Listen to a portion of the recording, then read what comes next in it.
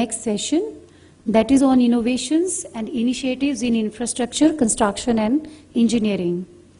Infra construction sectors are on constant mode of evaluation, wherein new modes of development and technical progress is often explored. So to discuss further upon the topics of the panels today, I would like to invite on stage Mr. N.K. Ojha, University Engineer, Maharaja Sayaji Rao, University of Baroda. If he's there, welcome, sir. Then also I would like to call on stage Shrimati Richa Thakur, Project in Charge, SGL Carbon India Private Limited. Please come. Mr. Nimesh Sejpal, CEO Ashapura Constructions. If he's there. Ms. Sarika Vora, Green Architect.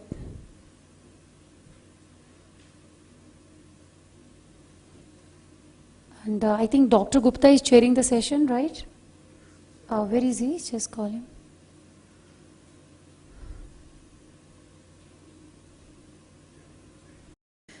So I would like to invite Mr. N.K. Ojha, University Engineer, Maharaja Sayaji Rao, University of Baroda, to share his views on sustainability and innovations and initiatives in infrastructure.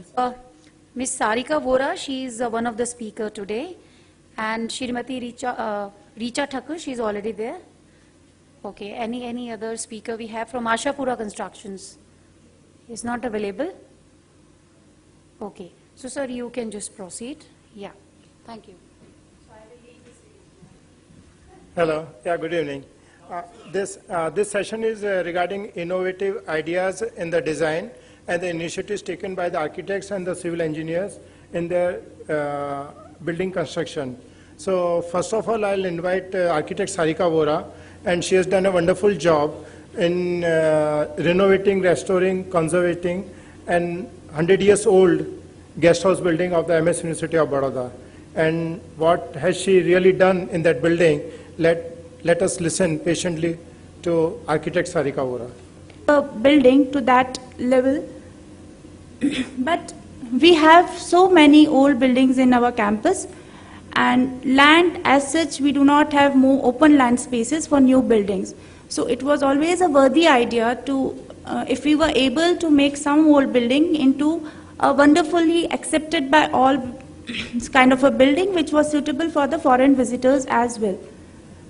So this was the present condition of the building, which was the initial condition of the building. As we can see, plaster was in a bad shape. It was an exposed building which was again in a very bad shape. The windows.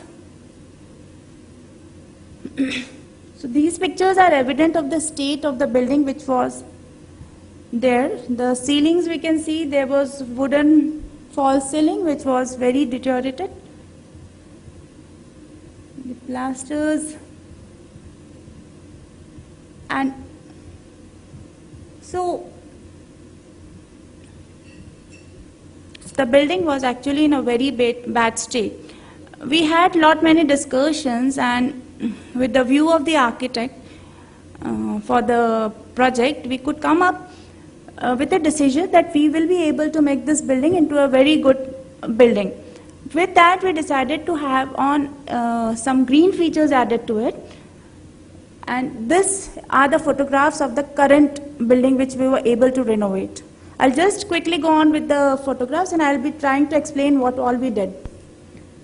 So the old building had a very small entry.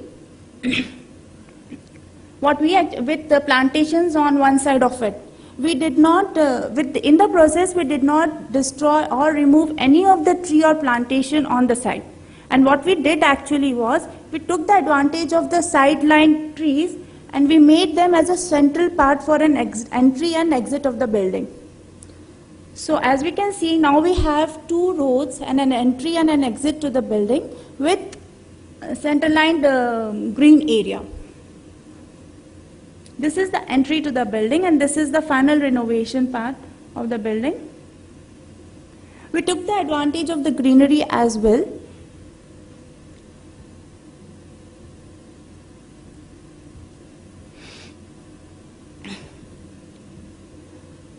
the building plan was actually a courtyard plan. We required few rooms for the visitors, and what we took the advantages was the green plantation all around the building and the balcony projections. So we firstly reduced the heat ingress within the building.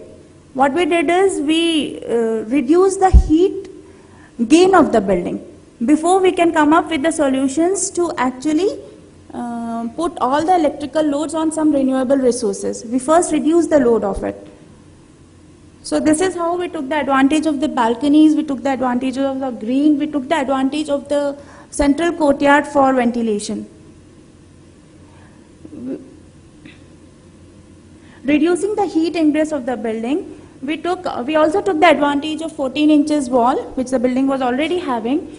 We did some insulations for the roof and reduced the heat ingress through that also. We did not, in the process, we did not remove the frames and all for the building, for doors and windows, but instead we used e-glazings for that. We did that much for the envelope treatment for the project.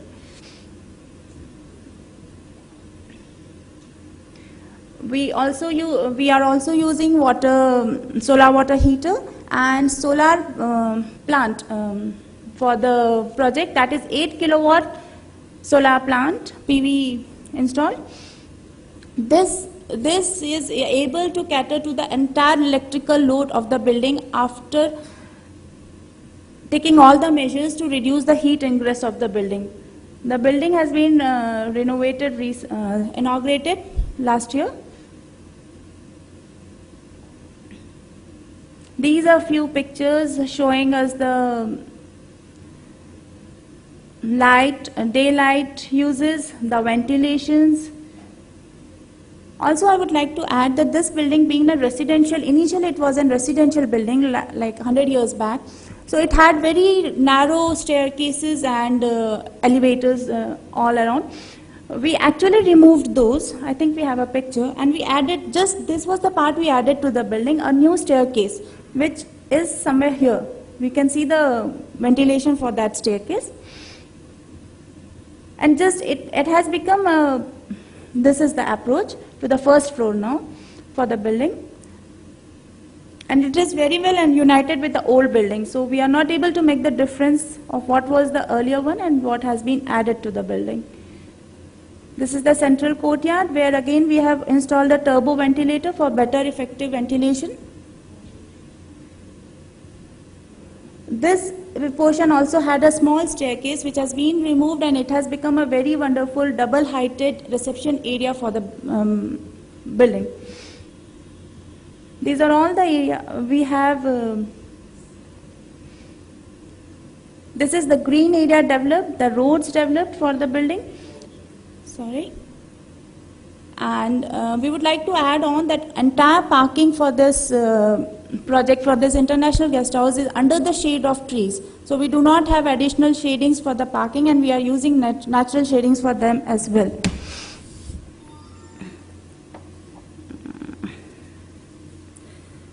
So this is how we have tried to achieve an conducive environment which was best suited and created with an existing building. We have also, by not dismantling the building, we have saved on the embodied energy of any project. And CO2 emissions as well, we have given a thought to that also. All the trees which were present on the west and southern sides have used to the advantage of shading the building actually. So covering the ground coverage, only 20 to 30% of the ground coverage is taken up over the building, and the rest all is vegetated with some 10% of road and road areas and all. The wooden tile, mangrove tiles are adding to an advantage to the building again for heat, reducing the heat ingress. We have calculated by doing all these measures, we are able to save around 40% of the energy demand for the building. And this building is so comfortable that we can even be in it without any electrical lights in the daytime and without air conditioners. Only the electrical ceiling fans are able to make a comfortable environment in a dry and hot climate of Vadodara as such. The lights are LED and CFL lights have been replaced. And geysers, especially, we found that geysers were taking a lot of energy, and we have installed a solar water heater for that. Water efficient fixtures and all have been installed, reducing the water requirement. Rainwater harvesting facility is being done. Biomass has been introduced into the project. So by doing all this, we actually have made a small project as a model project for other universities and our university also, for knowing people that we can actually see that our old buildings, if are structurally sound, we should actually make them, we should just upgrade them, renovate them, and make them to our requirements, so that we really do not dismantle them and add on to the embodied energy of any project. Thank you so much. Thank you.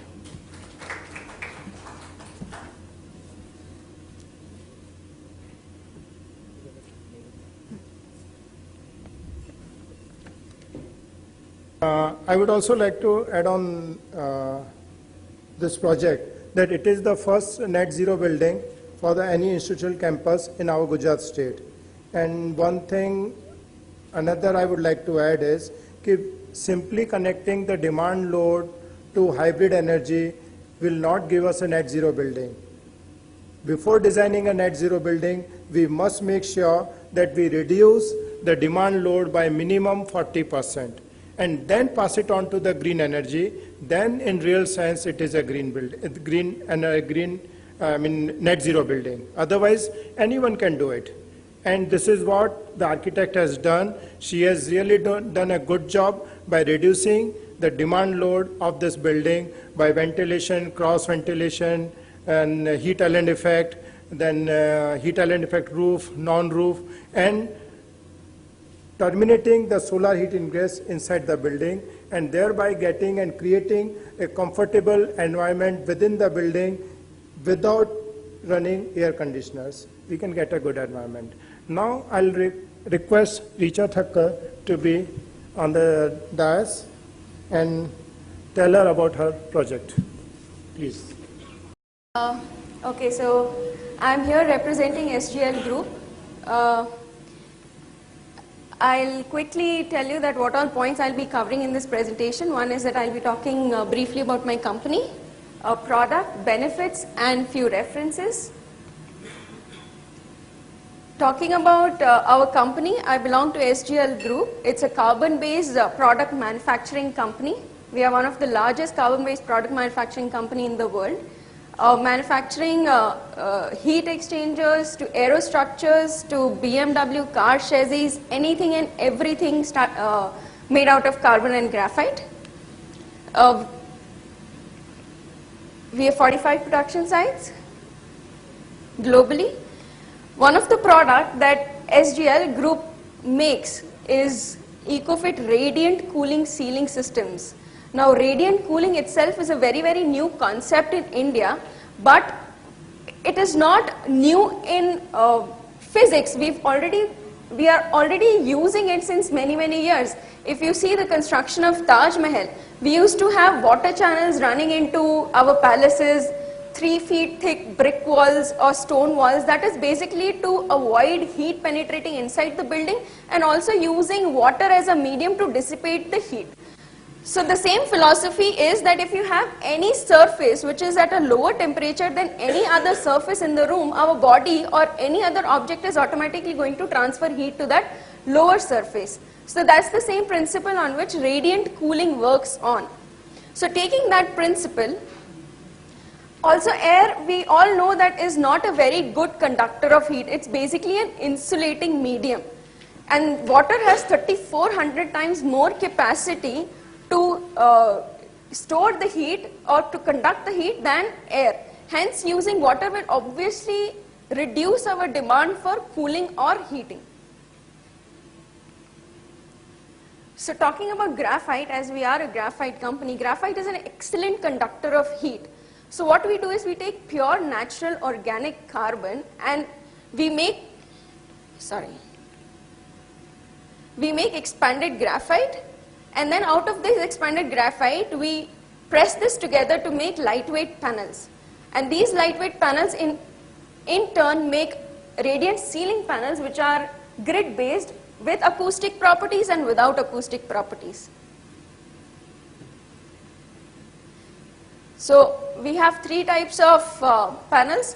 One is with a metal cassette finish, one is with a textile finish, and one is with seamless. So technologies also come with superior aesthetics. So we don't necessarily have to hide good technology. So talking about properties of graphite is that it has extremely superior thermal conductivity, which means that if you run chilled water through these panels, it will give you quick reaction, which means that you don't have to run your building for 24 hours for cooling.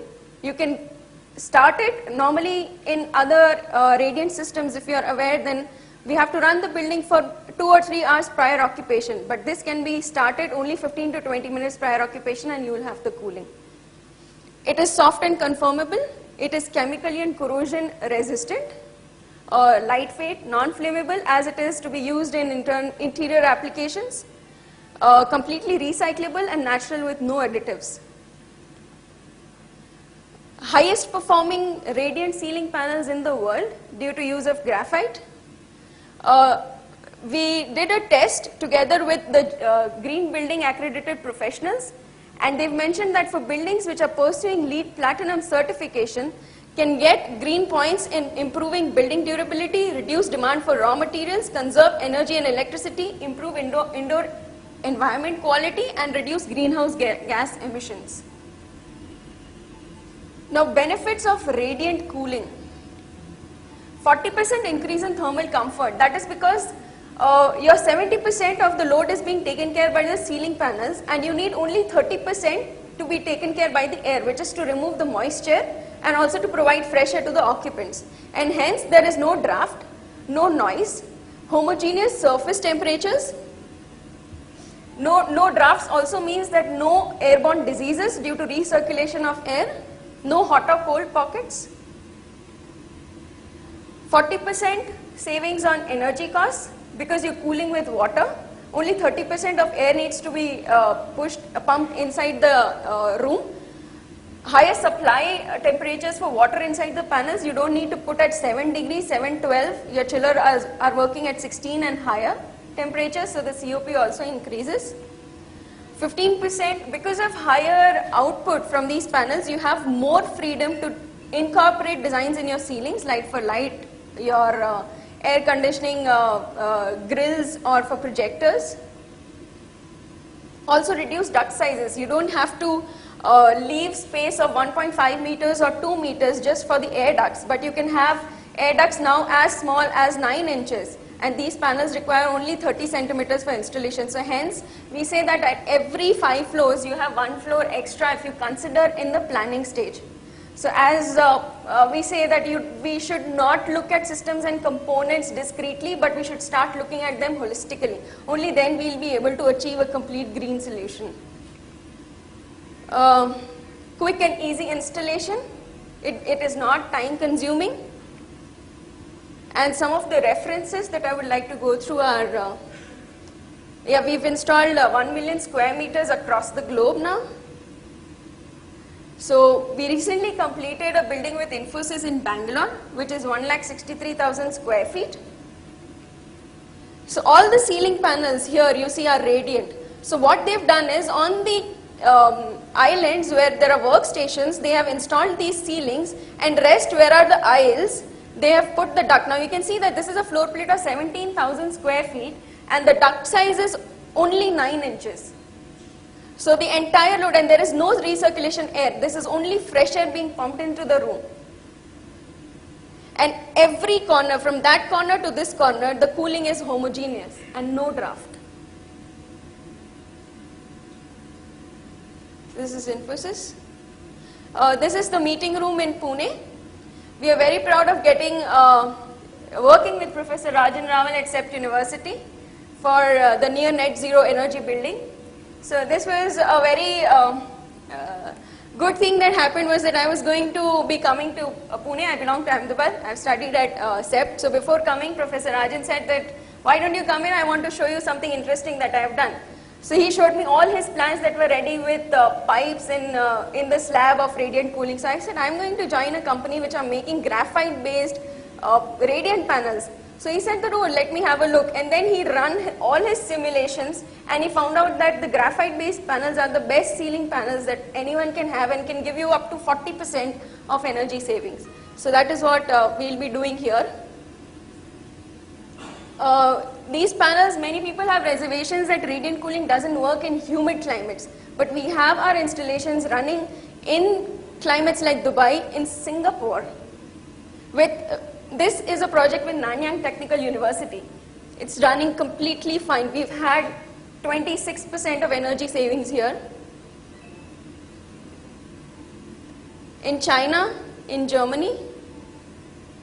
And I would quickly like to show you a video on Deutsche Bank towers that SGL Group did between 2007 and 10, and what Deutsche Bank people have to say on it. The emissions of huge amounts of CO2 is one of the reasons for global warming. The emissions occur as a result of production of energy, which is mainly generated from fossil fuels. 50% of this primary energy is used for heating and cooling in the commercial sector. Therefore, when it comes to reconstruction of older buildings and new constructions, innovative heating and cooling technology plays a key role. The deployment of new materials, like for example the usage of graphite in surface temperature control, can point us in the right direction. So graphite is pure carbon, a natural product, and conducts the heat excellently. The heat conductivity is almost 5 times greater in plane than perpendicular to the plane. The graphite, which we use here, has exactly these characteristics. It conducts heat very well. It is mouldable. Here, it wraps itself 360 degrees around the copper pipe. Naturally, the contact between metal or plastic pipes and the graphite is fantastic. And we have the complete surface area. This is decisive for the absorption of the heat energy from the room and the discharge from the surface into the pipe system and to the heat exchanger. The huge advantage of a surface temperature control system based on EcoFit is that you can both heat and cool efficiently using one and the same system. It is of course key for us in office buildings how much energy we have to consume. What is decisive is whether the flow temperature of the water is 30 degrees, or if I can get by with a water temperature of 27 degrees. Between 2007 and 2010, the headquarters of Deutsche Bank was reconstructed into one of the most environmentally friendly office towers in the world, as part of the largest building renovation ever seen in Europe. On the basis of their commitment to sustainability, this renovation delivered an enduring contribution to environmental protection. Of course, using EcoFit lightweight panels in cooling ceilings means Deutsche Bank is setting new standards in energy efficiency and protection of resources in heating and cooling. Because what helps enormously is the high level of performance of our cooling ceiling. We explicitly used chilled sails, so not a closed system, but chilled sails, because air flows all around them, and so they have a much higher level of performance. The energetic renovation resulted in valuable extra space, thanks to the replacement of space-intensive air conditioning, heating and cooling systems. Thus 2,000 square meters of extra space was created here in the Deutsche Bank towers. 2 floors could be put to better use, and 20% more staff could be employed. But in spite of that, we have been able to reduce our energy requirements by 2/3. And that is massive. In such a building with a floor area of 120,000 square meters, to reduce heating and cooling requirements by 2/3 is incredible, see?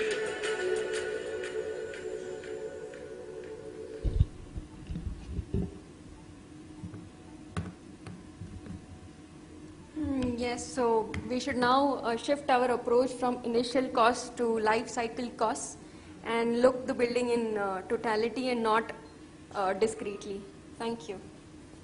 Yeah, sure. Any question for this 2 net zero building presentation?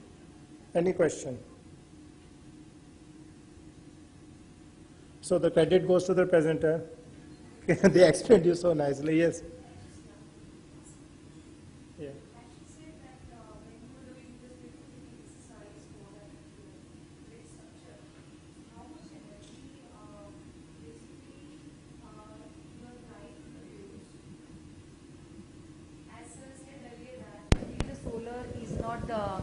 just the option to reduce the energy and to improve the consumption.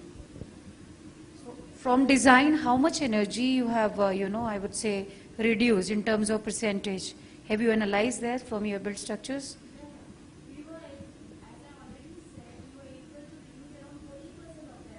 But what was the methodology for that?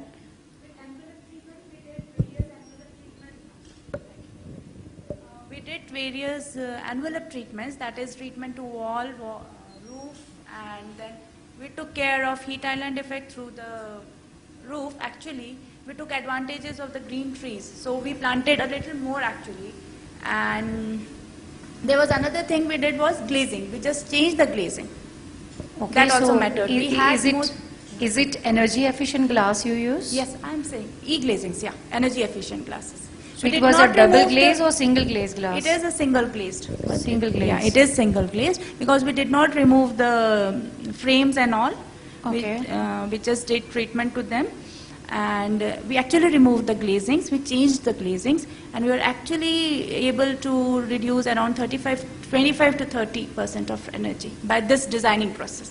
And then we came to the green energy. That is just your own assessment procedure, like we through did some envelope simulations. Simulation you did for that. Yeah, we did some simulations to that, Okay. building simulations. Thank you very much. Adding to it, the calculations were also done. In the old building, the geysers were used.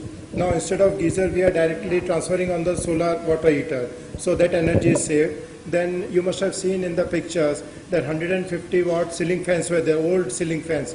Now they've been brought to the 50 watt ceiling fans. Then tube lights of 55 watts were there. They've been shifted to the LED lights. Okay. So we saw the yes. square foot So- lighting, LPDs also we studied. We put the lightings according to it. We put LED lightings to it. And then as Sir said, geysers were taking a lot more energy. So all these contributed to the 30% savings of that. Thank you.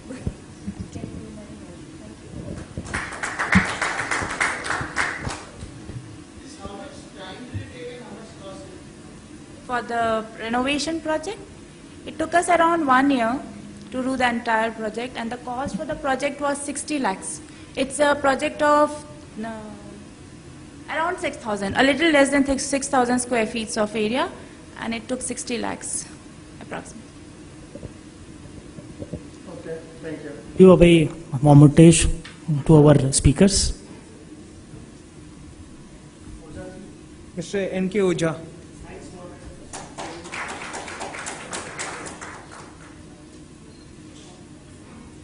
Yeah, it's Richa Thakkar. Richa Thakkar. Sorry. And Sarika. Miss Ma'am Sarika.